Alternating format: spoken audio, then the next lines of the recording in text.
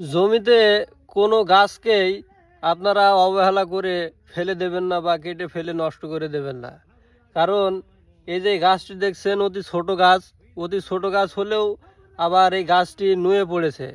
যদি এই বাগানওয়ালার মালিক যদি এই গাছটি ফেলে দিত বা নষ্ট করে দিত যে ছোট বলে যে এতে ফল হবে না, পেঁপে হবে না, তাহলে সে কিন্তু ক্ষতিগ্রস্ত হতো।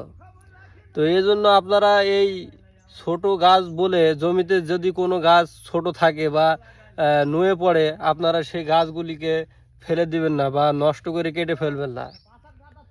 দেখছেন এই গাছটি ছোট হলেও আর নুয়ে পড়লেও মাটিতে গাছটিতে দেখছেন পেঁপে কিন্তু খুব ভালো পেঁপে হয়েছে, খুব মোটা মোটা। আর দেখছেন যে কয়টি পেঁপা হয়েছে সে কয়টি পেঁপায় আপনার অধিক পরিমাণে ফলন দিয়েছে। তো গাছটি যদি এই বাগানের মালিক কেটে ফেলতো বা নষ্ট করে ফেলে দিত, তাহলে কিন্তু সে এই পেঁপেগুলো পেত না। তো এরকম গাছ আপনারা আর কেটে নষ্ট করে ফেলে দেবেন না, যতই নুয়ে পড়ুক আর যতই ছোট থাকুক।